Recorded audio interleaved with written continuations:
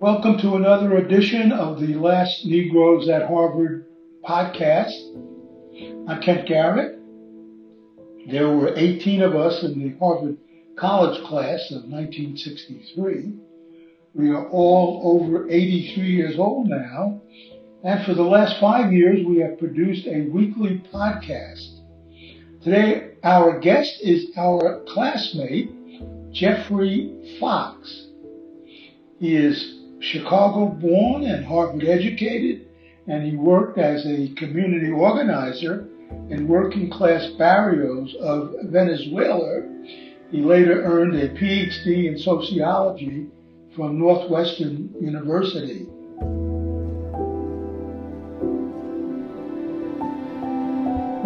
Today he lives in a fishing village in southern Spain with his wife, architect Susana Torre, who designed his seaside home.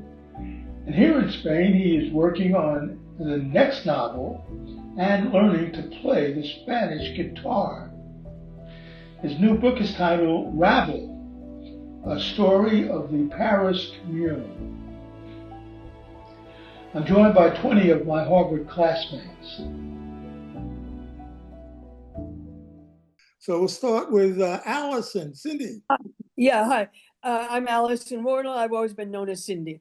So, yeah, that's it. Okay, Richard. Richard Rothstein. Hi, Richard. And thanks for your essays. They've been very good, very interesting. Bill. Bill, you're muted. You're muted. Yeah, I know. I was trying to talk to my wife. She asked me a question. I didn't want to disturb the group. Yeah, Bill Collins, Aiken, South Carolina, here about 30 years, and with my wife. Okay. Okay. Holden. Holden Briscoe, San Mateo, California. Okay, Jerry. Jerry Secundi, Pasadena, California. Camp Howell, Nashville. David Allen. David Allen, Jeff, damn good to see you. Oh, good. Hi. Doug. Doug Shapiro in Louisville. Okay, Liz. Hi, I'm Liz Morey. I'm just outside of Washington, D.C. in Tacoma Park, Maryland. Okay, David Lillibelle. Well, David Lillywald, I revealed my New Yorker roots, and otherwise, I'm still here. Yeah. Okay, David Ockmer. In Philadelphia, right next to the University of Pennsylvania. Okay, and George. George Jones, excuse me, in Ann Arbor, trying to avoid breathing the bad air. Yes. David McGregor, you on? I'm on, but I'm on my phone, so my face doesn't show. But I just want to say that now that we know whose wife is who, I want to acknowledge. Now that I've worked 33 years in an architecture firm, and I want to acknowledge that the name Susana Torre is rightly and highly respected in the profession. Well, thank you. Yes, yes. Good.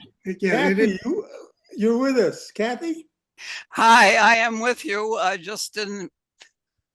clicked the right place, I guess. Hi, Jeff. Good to see I'm in you. Falls Church, Virginia. All right. And Jeff, welcome. Thank you so much for coming on and tell us about your life a little bit. And about then thank you for inviting me. It's always a pleasure to talk with this group, and I'm looking forward to your comments and maybe ideas. It's stimulating. It keeps me going on my projects. I'm here to talk about two different projects. Let me see if I can bring this up. I've had problems with a printer, so I'm trying to read this on my iPad. Come on. Okay, here we are. Okay, so I'm going to talk to you a little bit about two projects. One was completed. That's a book, Rabble. This book, which is subtitled "A Story of the Paris Commune," and set in the Paris Commune of 1871. I think some of you have read it, and I'd be very happy if others do, and I really welcome your comments. The other project is work in progress, as yet untitled. And it is about the thought and actions of the radical left in Germany from the 1918 revolution through the resistance to Nazism and combat in Spain, and then through the very troubled but ambitious life of the so-called GDR, the German Democratic Republic, up to today. I'm trying to comprehend that those processes in Germany and the relationship to the fundamental ideas that inspired the German left. Okay, I've focused on these two historical processes for two reasons.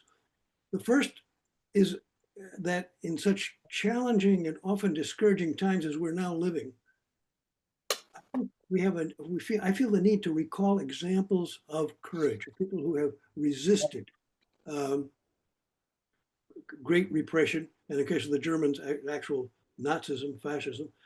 And so now I think we need to recall examples of courage and creativity of men and women who fought against violent, repressive, and anti-democratic forces. My other reason has been scientific, sociological.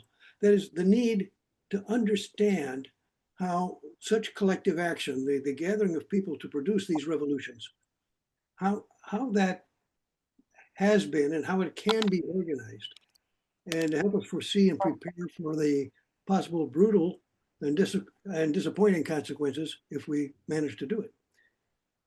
Okay, so I've chosen to examine and write about these struggles in fiction rather than as a historical analysis to help us. There's already plenty of historical analysis. If you want to read about German history in the 20th century, there's libraries on that, and also the Paris Commune. But I wanted to examine these through fiction. I'm using fiction as an investigative tool in sociology, as a way to get into the experience of individuals, what it felt like to be there. So to understand these events from the inside. So regarding the Paris Commune, I wanted to understand the efforts of ordinary workers, men and women, to produce and defend their vision of radical democracy. And it was an extremely radical democracy that they installed. And to govern, and they managed to govern and manage a complex modern metropolis of over 1 million people. Paris was the largest city in continental Europe at that time. London was a little bigger, but on the continent, Paris was the biggest. And like London, it was the center of an enormous empire. The French Empire extended over 3 continents. And Paris was also an enormously important financial center. I mean, countries all over the world owed the French banks money and depended on French credit and so on. So I've tried to tell this story through the lives of 2 young people, a young man and a young woman, to understand how that process had been possible, and why so many thousands of Parisian workers defended their creation in the face of overwhelming cannon fire and almost certain death at the end. And so we enter the experiences and visions of Etienne, newly arrived in Paris from Lyon. He's 17 years old when he comes there. So he's an outsider. He's just learning. He's learning the city, among other things, and he's come to Lyon to perfect his skills as a bookbinder. And there he meets Rose, who is she's born in Paris, so she knows the city much better than he. She's the daughter of revolutionary workers in Bellevue, which was the famously most revolutionary quarter in the city. Her parents were both veterans of the 1848 revolution.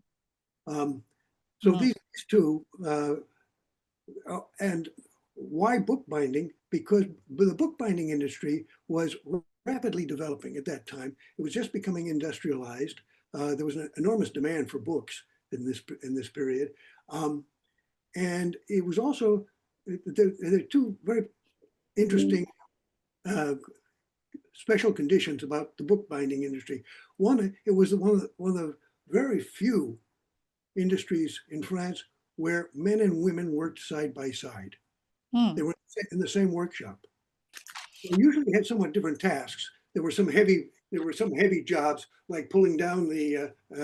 They had these big presses to pull down and the books and so on. And of course there were a lot of heavy things to carry, but the women were especially used for the sewing job. So they would be sitting together most of the day, and sewing together these sections of books. The other peculiarity about the bookbinding industry was that it was much better organized than the others, partly because it was led by a very extraordinary man, Eugène Varlin. Varlin was himself a bookbinder. And in fact, he was so good at his job that he could work independently. He had his own, he would be contracted to bind, books alone. But he was busy in organizing the workers in that trade. And Varlin went on and actually he organized in many different fields.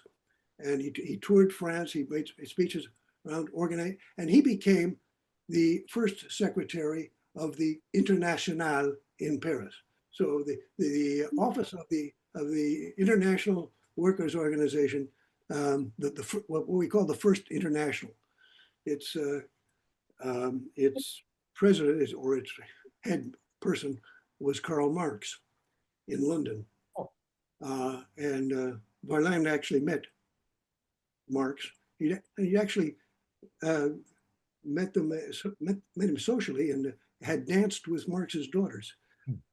Anyway, my young guy, Etienne, has heard Varlin speak and he wants to become like Varlin. And Rose needs a job. Her mother is a laundress. That's a terribly tiring job. It's very hot, working with another group of women all day over hot tubs. But she's got a job in the bookbinding where there's a little more protection of labor rights. And of course, she's working side by side, men, and she meets Etienne. So these two, they become devoted to each other and to their vision of the new society as they come of age in a time of siege, hunger, bombardment. And finally, as you know, if you know anything about the history of the Paris Commune, the city was invaded, the Versailles troops broke through, and soldiers who had been selected and trained to hate and kill the Paris workers. I'm referring to what they call the week of blood, la semaine sanglante, the final week where really the last defenders of the commune at their barricades were mowed down. Okay, all this is clearly laid out in my novel, Rabble, which I hope you will read. I can tell you more about it if you like. An earlier guest that Kent had invited to our group, Greg Godels, interviewed me, and so there's a podcast where Godels was very familiar with the commune, and they asked very intelligent questions. So if you want to know more about that, that podcast is available. But I'm now engaged in writing another story, as yet untitled, which I see as related to that of the Paris Commune. The story of the development of a radical democratic vision and the people who tried to make it a reality in Germany. What unites these stories of two different epochs and locations is the maturing of a way of thinking about personal rights, communal control over government decisions, and the aim of creating a just and inclusive society. This way of thinking in France was called liberté, and in Germany, Freiheit. But And those are old words, of course. Those words are as old as the language of French or of German, but they come to have a new meaning. So this concept, this way of thinking about it, it begins to emerge visibly only near the end of the 18th century. What caused it, the impulse for release from limits, social or natural, on our activities, to free oneself, is surely as ancient as human civilization. The noun Freiheit and the adjective frei has been used forever. You know, a Freimann was a Freimann, which is also a family name in Germany. But a Freimann was a man who was not bound by serfdom, and they had a frei landholding was one not bound by obligations to the duke or the count or their noble. But the emergence of this spirit or Geist named Freiheit was entirely new. It appeared in many places as a vague notion, an infant Geist. And Geist, as you know, or as you may know, Geist actually comes from a very ancient pre-German word, Geist, meaning breath or spirit. And it was used to mean a frightening apparition. It's the origin of our word ghost.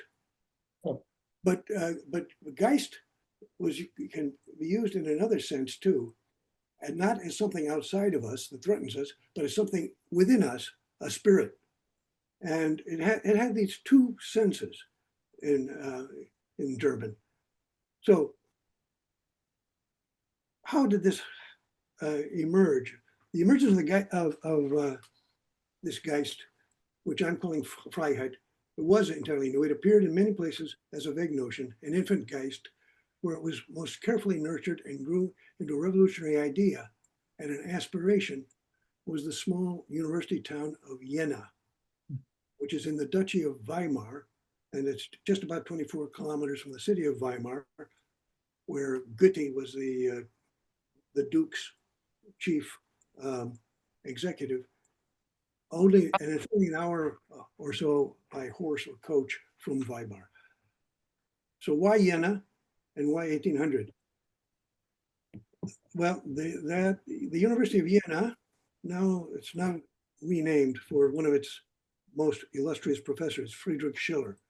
He was the author of the words of the hymn, the anthem of the European Union. You know, Friede, Schöne, Goethe, you know, those words, that was Schiller. And Schiller taught philosophy at Jena. But the university had been founded in 1558 as a home for new religious opinions, and its reputation for free thought attracted the most rebellious thinkers, poets, and playwrights from all over Germany. Besides Schiller, at the beginning of the 19th century, its philosophy department included the brothers Schlegel.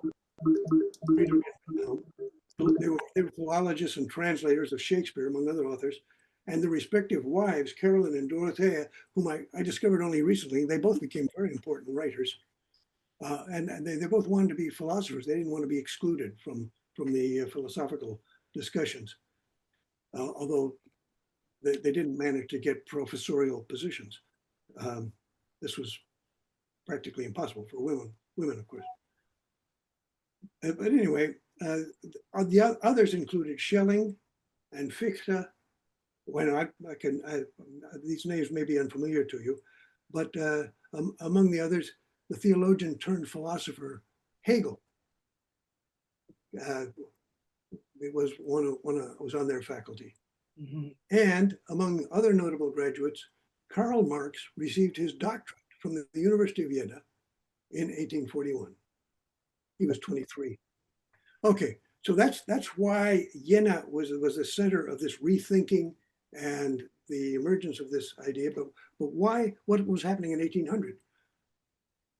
The turn of the century was greatly celebrated in Jena and elsewhere as a signal for a new beginning, finally free of the prejudices and political and social. I hope you forgive me. I'm reading from a draft that I was using for part of this book. But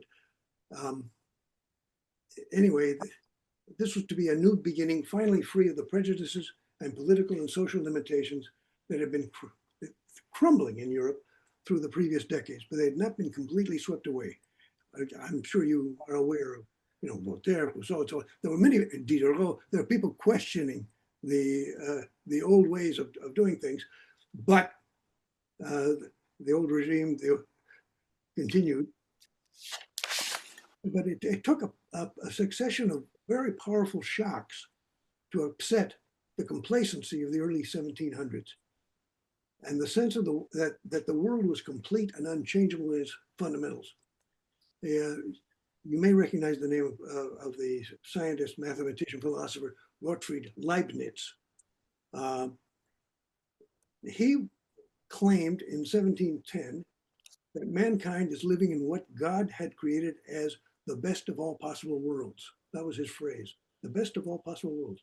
He didn't say it was perfect, perhaps, because evil still exists, but it was the best that could be made given the circumstances and the material, celestial and social, that God had to work with. So God did the best he could. So the world was not perfect, perhaps, but humans may be able to change certain details here and there, just solve local problems or combat some specific evil. But the overall system, according to Leibniz, is as good as we can get. So we just have to reconcile ourselves to living with it. Hey, Jeff, tell me a little bit about how long did it take you to write Rabble? And what's your process of it, your writing process? Rabble. Rabble is a subject that fascinated me from the time I was an undergraduate. Yeah, when you discover that a revolution in what was the most prestigious and famous city of Europe, and this great financial center, this great center of an enormous empire, it's taken over by the workers. How could this happen? And what did they do once they were in power? And as you read about it, you research it, you find they actually managed very well. People who had no previous experience managing things because they hadn't been permitted to, now find themselves in charge of the post office, of public transportation, which the mail service. Paris becomes besieged, so that they can't really send letters outside of the city. But the inner city mail service, they kept that going very efficiently, with like 2 deliveries a day, and they kept the roads in order, and they kept the hospitals going. All of this, these are people. Most of them were people who had been working in those particular industries, and now suddenly they're in charge, and they managed to do it.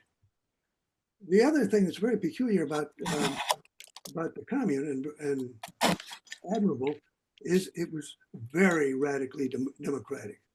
That the workers elected the boss, and they could unelect him if they wanted to, him or her.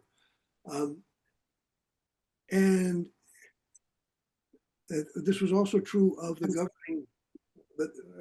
The Commune was the formal name of the governing body, there were men elected to the Commune, only men.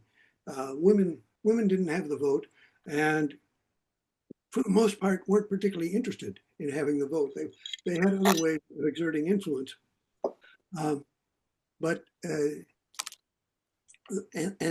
it was so democratic that even in military defense, that a unit would elect its officers. And this could be problematic because they might elect the guy they liked the most, who's not necessarily the most efficient or knew anything about weapons or defense. But this is the way they ran it. David had a question. David. So, Jeff, you remind me and us really that shortly after we got out of Harvard, there was a revolution. It was 68, 69, and so forth. And of course, it spread around the world. I recall well, I was in business school at the time. I even wrote my second year paper on organization of the strike at Harvard. In any event, I recall well that there were these radically democratic efforts as well at that time, with groups who, as you described, elected their own leaders. And I recall that they worked very badly, in simple words. That why, I don't know. I don't have enough details, so I'm not a faithful scribe of the period. But I'm curious whether or not, clearly you spent probably decades understanding this, whether or not you discovered in the history of the Commune, shall we say, tensions, problems in making this radical democracy work. One way to put it would be that the democracy went too far, that it failed to recognize that human beings, in my view at least, are fundamentally hierarchical, that they think that we live in these social structures. But I'm very curious, since you clearly are deeply knowledgeable about this, what insights you may have. Well, of course, you're right. There was always tension between letting everybody have his say and electing as your as the commandant of your platoon the guy you like the most. That may not work very well, or he may not. And there's an episode in the book where my young apprentice bookbinder becomes one part of the defense forces of the Garde Nationale, and they elect a guy who doesn't even know. So somebody has to remind him, "Hey, you're supposed to say, en avant, let's go." Oh, yeah, I mean, he doesn't even know how to give orders. But there were a few among them who had some military experience. And of course, they had the very good fortune to attract some men who did know something about combat. And the most famous of them being two Poles who had fought against Russia for Polish liberation, and Wrolewski and Dąbrowski. And they became major generals, and they were very effective. But of course, their leadership depended largely on their popularity with the men they commanded. That is, because it was quite possible if you didn't feel like going out to fight today, you didn't go. It was kind of hard. You had to keep people enthusiastic about this and keep them dedicated. And we're talking about the city is being bombarded. Basically, I suppose not everyone would know this, but what had happened was that France had just lost terribly a war against Prussia, and the armies commanded by Prussia had occupied and controlled most of France, but they never took Paris. Paris defended itself. It had walls all around it, and it had a lot of cannons, and they produced cannons within the city in the bronze works. And they had not been subdued, and they refused to be subdued. In fact, what began the uprising of the Commune was the government that had surrendered to Prussia and had agreed to these terms, and they were going to pay enormous indemnities to Prussia. Well, who was going to pay the indemnities? Well, a lot of it, the largest proportion was going to be Parisians, because that was the richest city in the country. And they didn't want to have any part of that, the Parisians. So what this government that had surrendered wanted to do because they still had some troops. The Prussians had allowed them to keep some troops together. And so they used these troops, and they come into, they enter the city and make an attempt to seize the National Guard's cannons. And they do this early in the morning. They try to sneak in before anybody knows that they're there. But of course, troops moving through the city make noise, and people wake up and they signal one another. And pretty soon there are huge crowds gathered and stopping them from taking the cannons.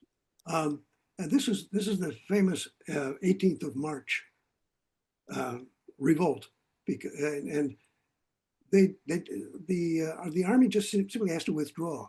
They can't get the cannons away from the National Guard of Paris. And so with that background, this is March 18th. This is like the beginning of the insurrection and the Commune's declaration of its independence. Is this a model? Forgive me. Is this a model for us to rise up if Harvard decides to capitulate to Trump in some fashion or another? Later for that. Well, the circumstances are unique in each country. Liz. Yeah, when you started out, Jeff, and I was thinking about, okay, we've got the Paris Commune and we've got the Weimar Republic, and I'm fascinated by what you're saying about Jena because I didn't know anything about that. All I could think of was, yeah, and then the forces of reaction came in and they had overwhelming force, and by golly, there was the bloody week, and the Weimar Republic, 1933, we've got a lot of stuff that's not happening that's good. And so I'm wondering, I assume that there were ideas that prevailed that got their way into the national consciousness that, somehow we can snatch victory from the jaws of defeat. But boy, it sure looks like the jaws of defeat in both of these cases. Well, but there was something that the veterans of the Commune retained, and they continued to sing after that, after the loss, and that was "Elle n'est pas morte." She has not died. The Commune has not died. Okay, yeah, I'm interested in that. Yeah, and that spirit, that spirit is remembered today. In France, and the 18th of March is celebrated annually. There are demonstrations. There's an organization called Amis de la Commune that is very active, and they were actually very helpful to me in my working on this book. And in Germany, the ideas that were actually we would think of as more radical than the Weimar Republic, actually. But the Weimar Republic was a very progressive force. It was the most progressive government in Europe at the time, and the first to allow not only were women voting, but they were elected. Max Weber's wife was in the Reichstag. The Reichstag being the parliament governing power, and they managed to hold this together against terrific opposition outside the country, as well as the extreme forces and racist forces within the country. In the Weimar Republic, they managed to hold on for 15 years, which is and accomplished, and it's quite amazing what they did accomplish in the Bauhaus and design and literature. But they left a tradition which was not forgotten. So let me see. I'm talking about two different historical. Right. Yeah. That was kind of what that in my optimistic way. That's what I was thinking. And yet, there were certainly some problems with the persistence of that tradition between 1933 and 1945. Well, obviously, in those years, and the book I'm writing now focuses on. I wanted on two at the beginning very young communists. Hans is a seaman in the Imperial High Seas Fleet of the Emperor's own special fleet of these huge battleships. And he is stationed in Kiel. And what happened in Kiel is what ended the war. It forced the abdication of the Kaiser, and it sparked the revolution nationwide. What happened was the Germans knew that they had lost the war. Effectively, they'd lost the war. They claimed, even as late as the summer of 1918, the high command was claiming they were about to win, but they didn't believe it. And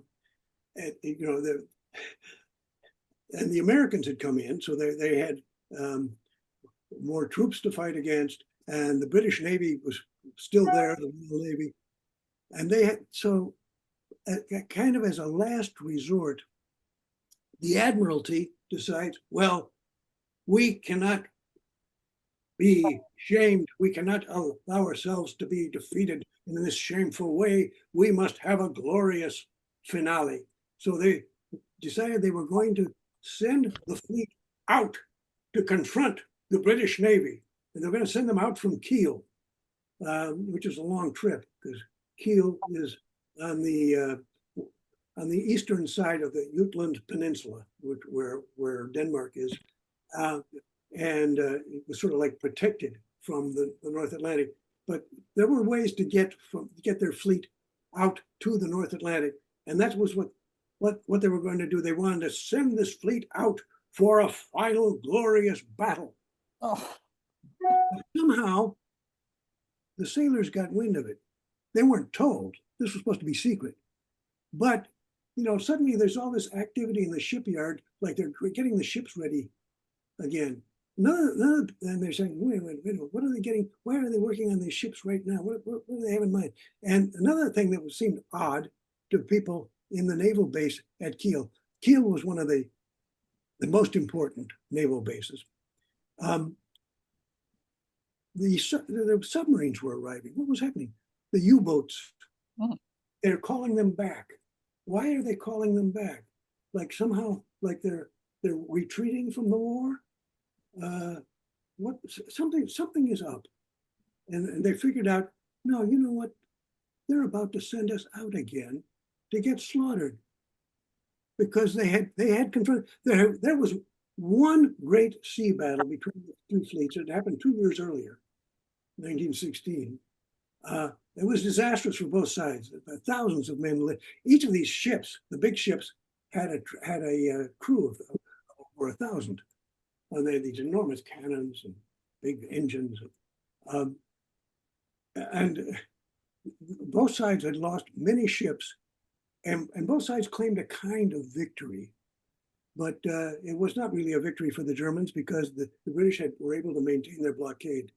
So the Admiralty called their battleships back into harbor, into safe harbor. And so these men, they'd been sitting there for like 2 years in this port with not much to do. And now they realized, no, they're going to send us out again. And they remembered the ships lost, their sea mates killed, and said, no. And why are they doing that? We know the war is lost. We know that because we're hardly getting any rations. Hardly any food is coming through. So we're under this blockade. And there's great opposition to the continuing of the war, also among the soldiers and the infantry, and the workers that have begun to organize also against this war. And then, so what happens in the first days of November, something that was just unheard of and completely unexpected, a mutiny of seamen in Kiel. Now this the emperor had never expected because his high seas fleet was like the most disciplined institution in the country. These people had been under orders and they'd been totally controlled, and they're mutinying. They're taking over the ships. They take over the city of Kiel, And they joined together with committees of workers and soldiers. They formed these councils of workers and soldiers. They also are aware of the revolution in Russia, which has just occurred. And they know about the Soviets, so they form these worker, soldier, sailor councils, which are very much like Soviets. And these spread all across the country to the point where actually in Munich, a republic is declared. So the Kaiser finally does what he'd been resisting all along, which was to abdicate. And that really is what ends the war on that date, you know. And and all this happened in a little more than a week, from between November 3rd and November 11th, which is the signing of the armistice. It was very, very rapid. David. Yes, this is all very interesting, but Jeff, it sounds to me like you're talking about history and not fiction. And I'm wondering what you think of as what fiction does that history can't do, and why you're drawn to it. And that also raises the issue of both for history and fiction, as opposed to your discipline as a sociologist, which is the difference between narrative and analysis. So I'm wondering why you have gone into this and what it gets you. And also another question is what models out there of historical fiction have attracted you? Well, great questions. Thanks very much for raising the question, because it is central to what I'm doing. I'll deal with the first part first. And I can't write, this fiction requires the history as the context. But what I am writing about is two young people who become very enthusiastic about what they view as the new society that can be created. And Hans becomes one of the very early members of the newly formed German Communist Party, which becomes the largest communist party in Europe outside of Russia. It was huge. And he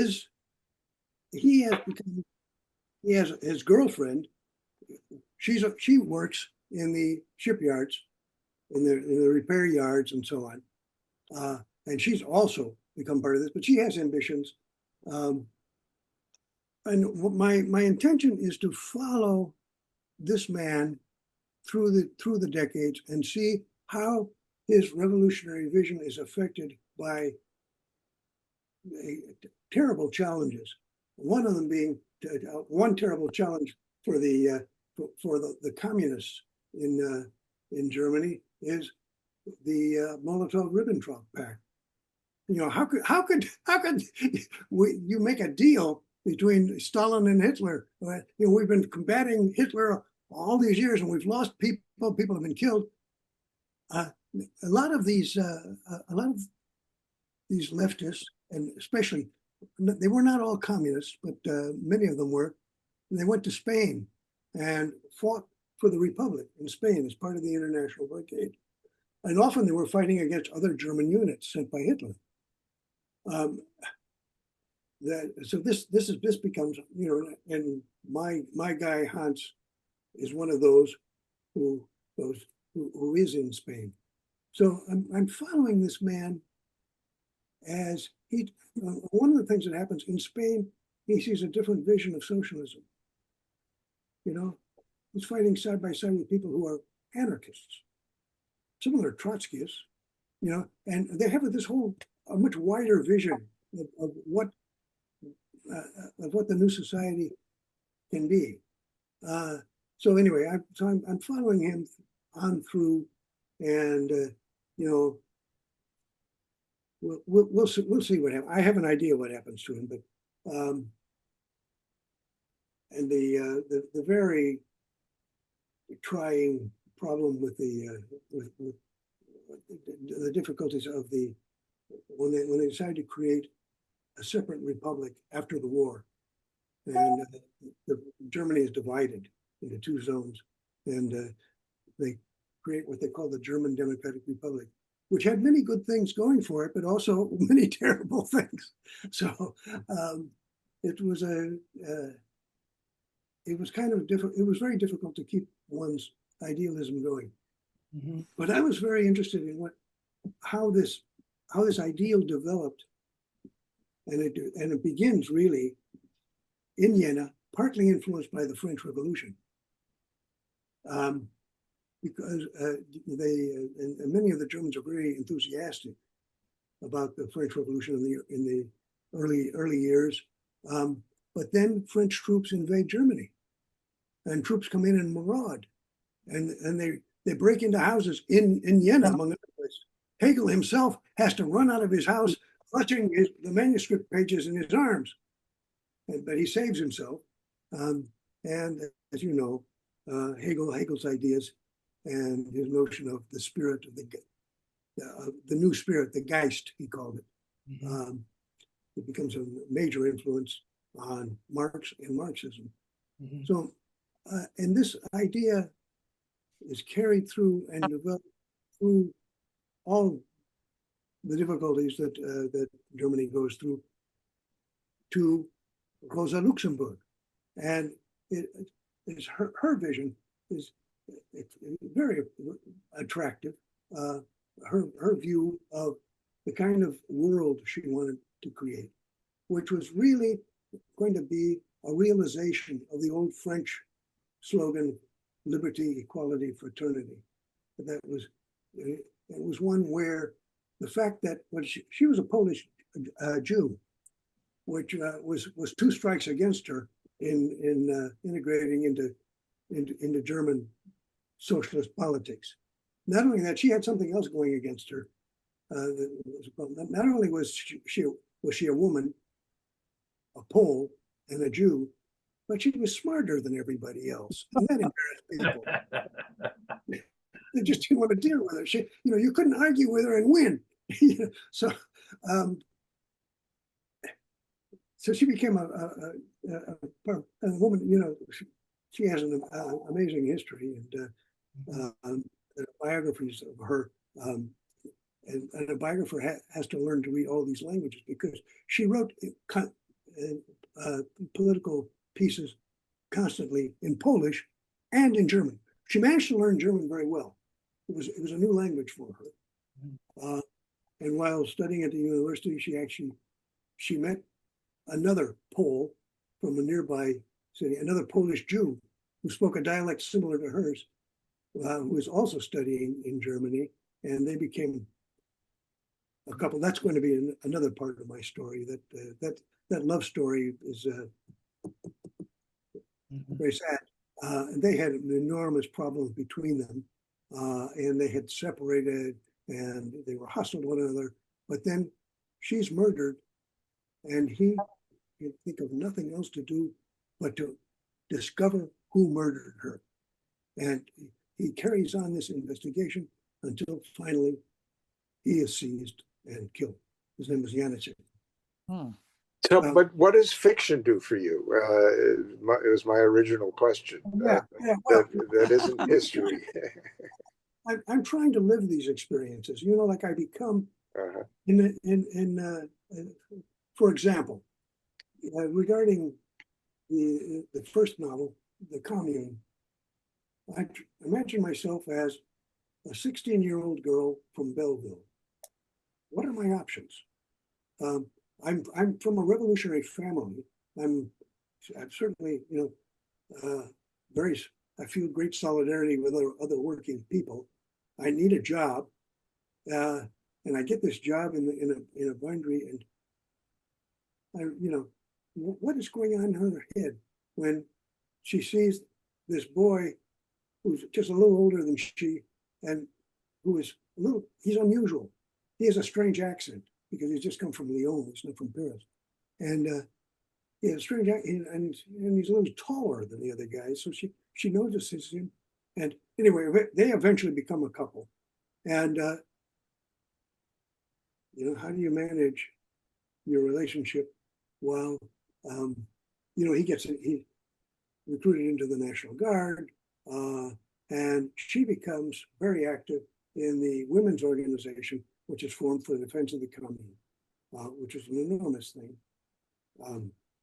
You no doubt have heard of Louise Michel. She was one of the main leaders of this movement. And another woman, Nathalie Lemel, extremely active figure. She was also a bookbinder. The bookbinders were an unusual trade. Let me see, but I'm getting away from your question. Yeah. What does fiction do for me? Well, fiction is the only way I can try to imagine what it was like and how these people made their decisions. What were their options? And that is to try to live. So in fiction, you can get into people's thoughts and even speech, which you'd have to, if you were writing an academic history, you'd have to be able to find a documented source, and you don't have that so I can see that argument. Can you think of a book that really does that well?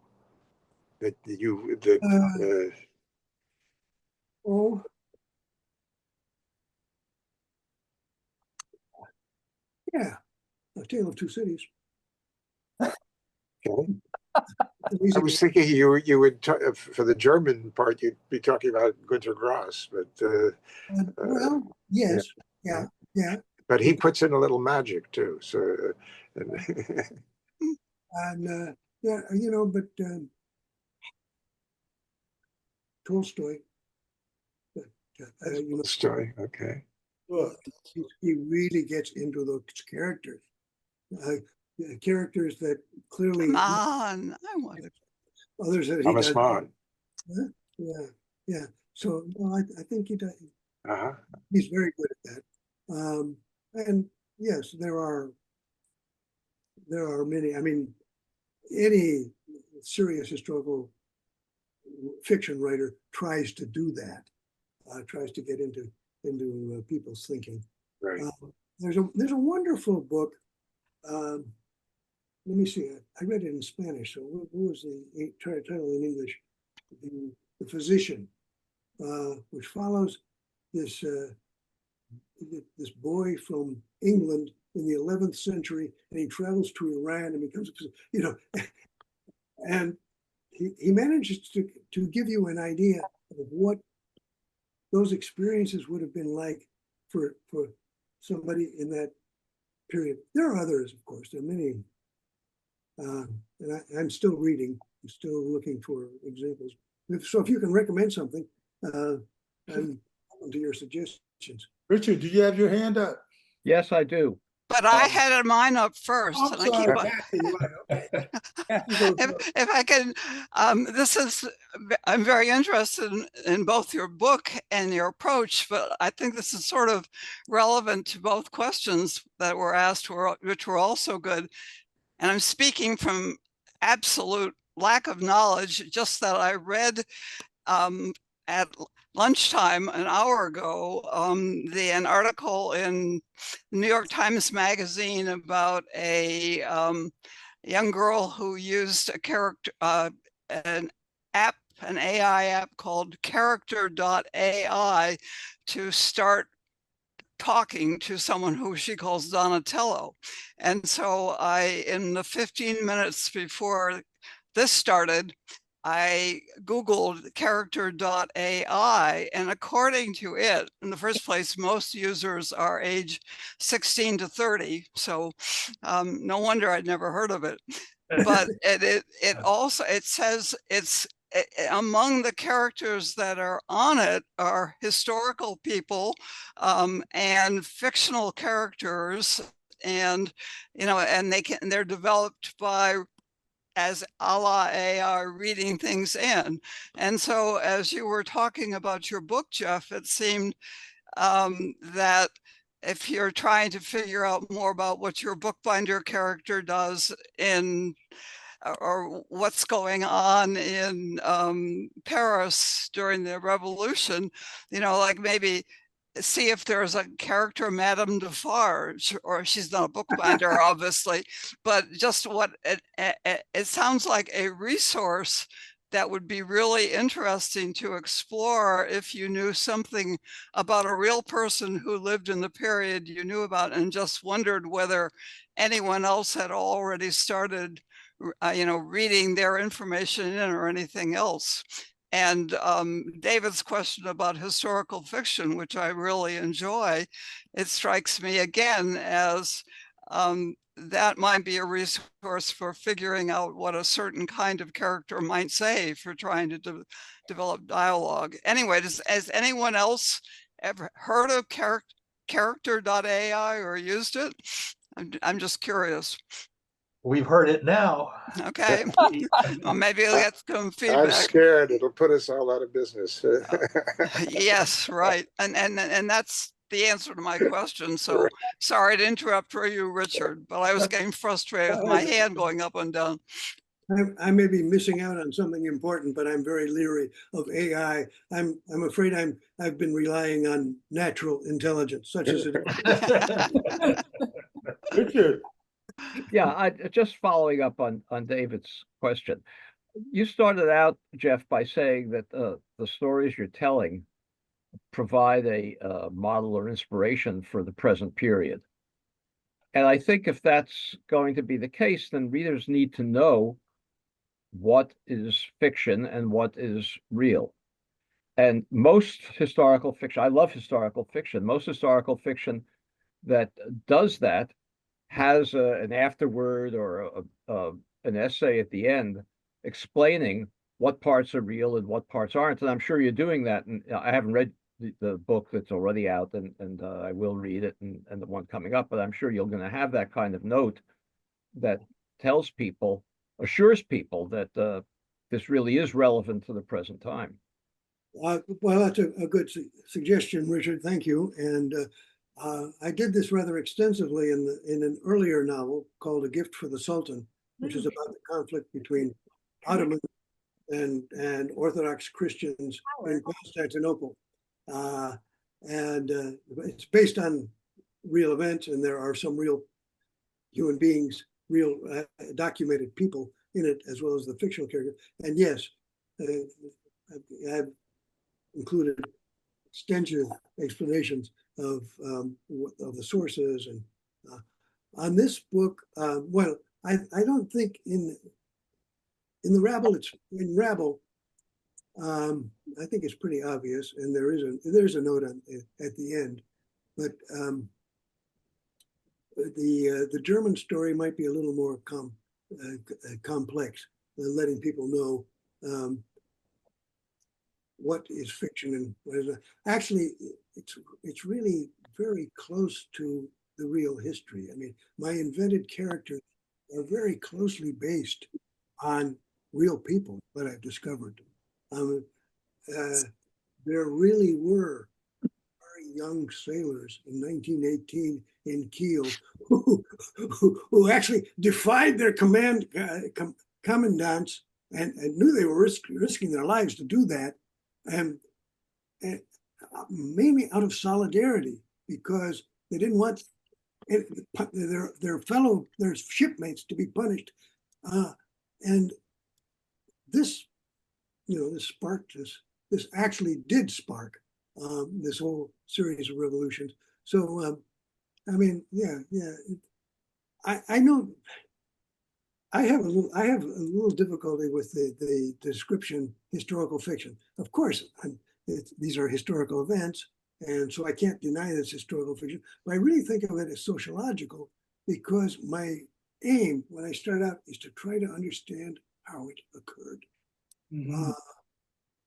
And I think that by observing events from the point of view of these two very young people, you can see, and the conversations that they overhear, and other people they come in contact with, just exactly how this enormous movement developed, and what was it that made these people willing to fight to the last cartridge and to the last breath at the barricades against overwhelming force. The cannons and troops and cavalry coming in. And I think we can understand it. Because I think one of the things that really kept them together at the barricades was simply solidarity with their neighbors. I cannot be embarrassed by abandoning the barricade when these people I know from my street are here. Also, you know, I have to. We may all die, but we're all going to die together. But it was just quite amazing because the death toll was huge. Jerry. Well, Jeff, I'm going to take you back to maybe present day, and this is not fiction, this is reality. My uncle Louis fought with the Abraham Lincoln Brigade in the Spanish Civil War. I'm just curious what the Spaniards think of that today. There were certainly monuments to Franco. Where does the Spanish population think at this point in time? Well, I don't think you'll find a consensus, but the heroes of the Republic that was defeated by Franco are celebrated, and of course we hear a lot about, for example, the poet Garcia Lorca and Jorge Semprún, which is a very important figure in the Communist Party. He was imprisoned actually in Germany and returned to Spain. These figures and the poetry from that period is repeated a lot, and there's a lot of fiction trying to detail what was the experience of the women imprisoned and humiliated, you know, like their heads would be shaved and they would be required to attend religious services. Basically, it was intentional humiliation. And no, in fact, we will see on certain important dates, Spanish Republican flags flown. The Spanish Republican flag is a lot like the official flag of Spain, but it has an extra banner, an extra band on it, which is sort of purple colored. So it's the red and yellow and purple. And so it's quite obvious, it's quite easy to see. Here in Almeria, which is the province where I'm living, in the city of Almeria, Almeria was bombarded by the German Navy very heavily. And the refuge that was built there against the bombardment is now an historical site, and people are invited to tour it. There have been movies and books about the flight by I call it a flight, but actually they were running on foot from Malaga to Almeria when Malaga was attacked by the Franco forces. And these people, they're trying to get across this. We're talking about many kilometers of mountain paths and families traveling together. And they're being bombarded by Italian aviation. Mussolini had sent his air force. And this is, I don't know how many people, what the views are of Spaniards in general, but there's a lot of material published and available about the Republican side of the Civil War. Mm-hmm. So, and the fascist side really is largely discredited. You know, even the right-wing parties in Spain today are rather hesitant to bring it up or to mention it. Okay, David, Alan, last question. A footnote before I get to a thought. Dick Schock, our classmate, of course, and my roommate for 3 years in Adam's house, went to Germany to do his dissertation on, I believe, Husserl and Hegel. Jeff, you might even have fun getting in touch. Oh, yeah, right. Well, We visited him in Santa Fe back not very many months ago. I thought Jerry, like several of us, have pulled the thinking to, gee, what can we say about ourselves and where we are right now? I was struck, Jeff, how Rabble starts in your description with liberté, freedom, a separation from bounds, from rules, from the past. And I notice it finishes on the ramparts, the commune slaughtered. How, as you describe it, because of the ties, in other words, the exact opposite of liberté, the ties with their fellow communards, if I can put it that way. And that, I think, is a pension worth our appreciation of what you're telling us. Yeah, I think that relationship is evident in the book. I'm not going to give away the the very end. We'll read it, but yes, and in fact, this is why I continued. I went on to write about Germany. I mean, the Paris Commune had been a subject dear to me for a very long time, but I couldn't find my way into it. How on earth can I describe something so complicated and so huge? Am I going to have to know everything about working class life in Paris in those years? And then finally I decided, focus on these characters. When I got it done, I thought, wow, I have finished my life's big project. What next? Maybe it's time to die. No.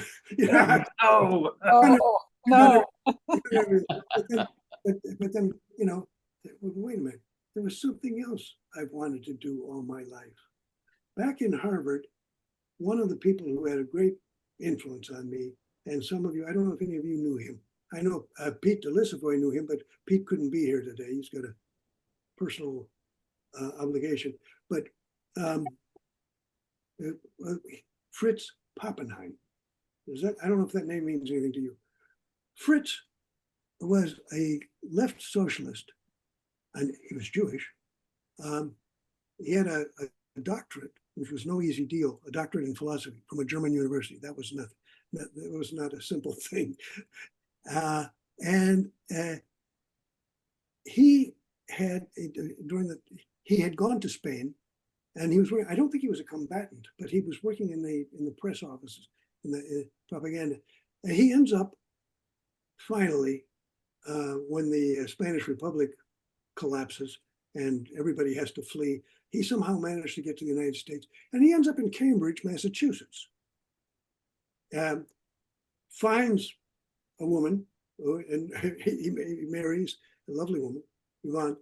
And anyway, he simply was available, and as a consultant, he advised me and helped me when I wanted to produce. I wanted to direct a play by Bertolt Brecht, and at that time I didn't know any German, and I wanted to read the stage directions. And so I have these images. I know that there were some very admirable people in Germany doing everything they could to maintain freedom and combat Nazism. Fritz, when he got to the United States, before he found his way to Cambridge, he was in the South at a black college, and the students who had really hadn't had a very good preparation for college, but there they are in college. They have as a professor this white Jewish man, PhD in philosophy, who treats them like human beings, who listens to them, who talks to them. And there are memories.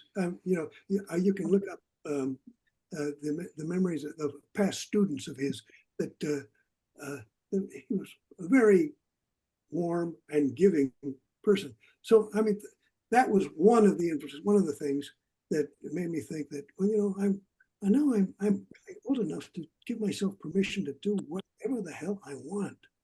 And something that I've learned to do for years is to understand. Well, there's a couple of things. One of them was I wanted to understand this German philosophy, I'd heard references to it all the time. I didn't really understand it. What were they talking about? And to get into that, and now I am learning an awful lot about it, and about the people who developed it, and also the German language. So yeah, I'm enjoying the process. Well, Good. I think I'll get this book finished. But even if I don't, that the journey is worthwhile. Here. Here. Hey. Good. Yes.